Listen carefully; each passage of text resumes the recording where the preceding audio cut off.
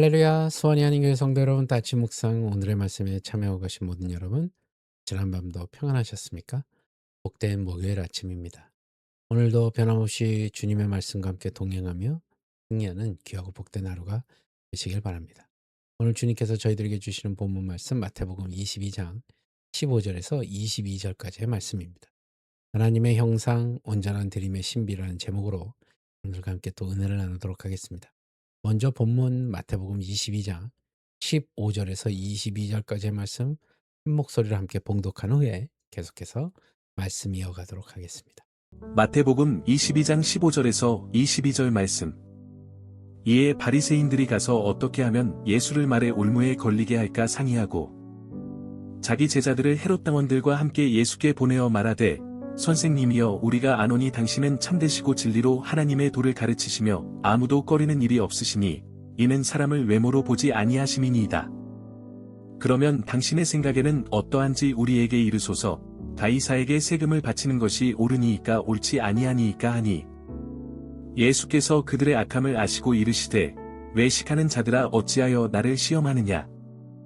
세금 낼 돈을 내게 보이라 하시니 데나리온 하나를 가져왔거늘 예수께서 말씀하시되 이 형상과 이 글이 누구의 것이냐. 이르되 가이사의 것이니이다. 이에 이르시되 그런즉 가이사의 것은 가이사에게 하나님의 것은 하나님께 바치라 하시니 그들이 이 말씀을 듣고 놀랍게 여겨 예수를 떠나가니라. 아멘. 오늘 우리가 마주하는 마태복음 22장 본문 말씀은 세상의 교묘한 논리와 하늘의 신성한 지혜가 정면으로 충돌하는 그 긴장감 넘치는 장면을 볼 수 있습니다.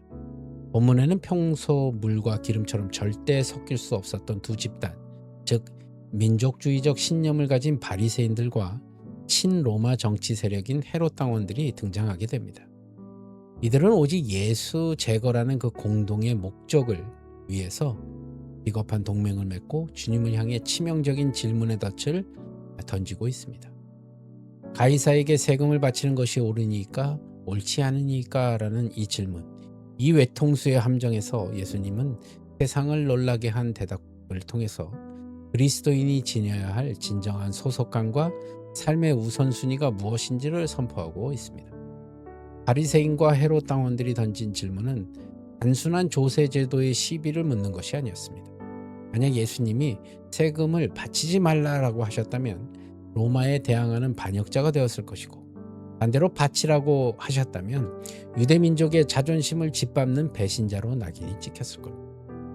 이 질문은 오늘날 우리에게도 여전히 유효한 세상의 목소리를 대변하고 있습니다. 눈에 보이는 권력, 또 제도, 물질만이 실제적인 힘이라고 말하며 우리를 현실의 논리에 가두려 하는 세속주의에 덫입니다. 19세기 철학자 칼 마르크스가 종교를 가리켜 인민의 아편이라고 비판하며 눈에 보이는 구조와 현실의 힘만을 신뢰하라고 부추겼던 것처럼 세상은 우리에게 하나님의 통치는 비현실적인 이상일 뿐이며 가이사의 법만이 유일한 생존의 규칙인 듯 속삭이고 있습니다. 그러나 예수님께서는 이 교묘한 이분법적 함정을 전혀 다른 차원의 진리로 뒤집으시죠. 주님께서는 가이사의 덫 앞에서 당황하지 않으시고 그 덫을 도구 삼아 하나님의 절대 주권을 선포하는 기회로 삼으셨습니다. 예수님은 그들의 악한 의도를 꿰뚫어 보시고 세금으로 쓰는 로마 동전 데나리온 한 입을 가져오게 하십니다. 그리고 그 동전에 새겨진 형상과 글귀가 누구의 것인지를 묻습니다. 가이사의 것이니이다 라는 그들의 대답에 예수님께서는 기독교 역사상 가장 위대한 선언 중 하나를 남기시죠.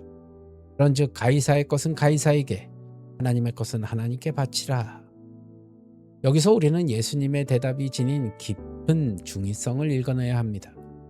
주님은 가이사의 권위나 세상의 질서를 무시하지 않으셨습니다.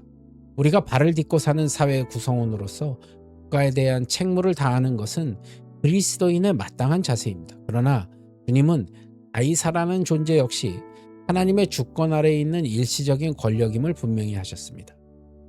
토니 에반스 목사님의 설명처럼 세상의 정부는 우리에게 도로와 행정 서비스를 제공할 수 있을지언정 우리 영혼의 생명을 불어넣고 호흡을 주시는 분은 오직 하나님이십니다.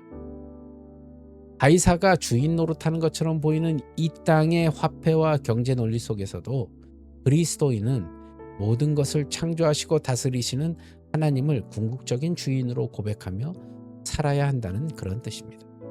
나아가 주님께서는 이 대화의 초점을 공전에서 존재로 옮기십니다. 하나님의 것은 하나님께 바치라는 말씀은 단순히 11조나 헌금을 의미하는 것이 아닙니다. 그것은 형상에 대한 질문입니다. 데나리온 동전에 가이사의 얼굴이 새겨져 있기에 그것이 가이사의 소유인 것처럼 이 우주 만물 중에 하나님의 형상이 새겨진 존재가 누구인지를 보라는 것입니다. 창세기 1장 26절에서 27절은 우리 인간이 하나님의 형상으로 지음받은 존귀한 존재라는 것을 선언하고 있습니다. 예수님의 이 말씀은 오늘 우리에게 더 깊은 울림으로 다가옵니다. 동전에는 가이사의 얼굴이 있지만 너희 심장에는 나의 얼굴이 새겨져 있다. 그러니 너의 인생 전체를 나에게 돌려다오라고요. 이것이 주님이 원하시는 드림의 본질입니다. 우리의 시간과 재능과 물질, 그리고 우리의 몸과 마음을 포함한 삶 전체가 원래 하나님의 소유라는 선포입니다. 우리가 세상의 논리에 휘둘려 가이사의 것을 챙기느라 분주할 때 주님께서는 우리 안에 선명하게 각인된 당신의 현상을 보며 안타까워 하십니다. 진정한 신앙은 단순히 세상과 교회를 구분짓는 것이 아니라 세상 속에서 살아가되 내가 누구의 형상인지를 잊지 않고 온전히 나 자신을 하나님께 예배로 드리는 삶입니다. 결국 예수님을 시험하려 왔던 사람들은 이 거대한 진리 앞에 압도되어서 아무 말도 하지 못하고 떠나갔습니다. 예수님은 세상이 파놓은 함정의 흙탕물 속에서 오히려 보석 같은 하나님의 주권을 건져 올리셨습니다. 사랑하는 성도 여러분, 오늘 여러분은 무엇에 더 민감하게 반응하고 계십니까? 세상이 요구하는 실적과 가이사가 명령하는 유행에는 즉각적으로 응답하면서도 정작 우리를 지으신 하나님의 그 부드러운 음성에는 귀를 닫고 있지는 않으십니까? 삶의 가장 중요한 기준이 가이사입니까? 아니면 하나님입니까? 우리 안에 새겨진 하나님의 인장을 기억하길 바랍니다. 세상이 우리를 자산 가치나 직함으로 평가하려 할 때 우리는 내가 하나님의 소유임을 당당히 선포해야 할 것입니다. 우리가 하나님의 주권을 온전히 인정하며 살 때 세상의 그 어떤 올무나 덫도 우리를 진정으로 묶어둘 수 없습니다. 오늘 하루 여러분의 삶의 모든 영역 가운데에서 하나님의 주권을 선포하십시오.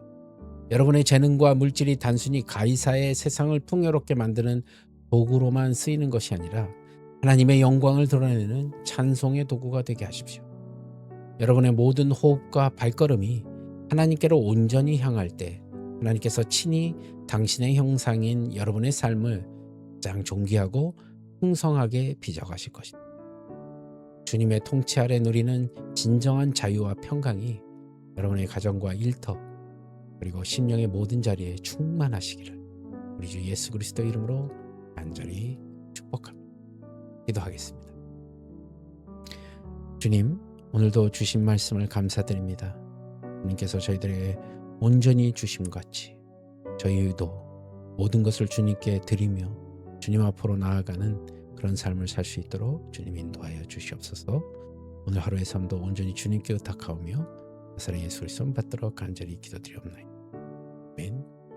여러분 오늘도 말씀처럼 주님의 통치 아래 여러분 진정한 자유와 평강을 누리시는 귀한 하루가 되시길 바랍니다. 저는 또 내일 이 시간 말씀으로 여러분들 또 찾아뵙도록 하겠습니다. 여러분 오늘도 안에서 평안하십시오. 샬롬.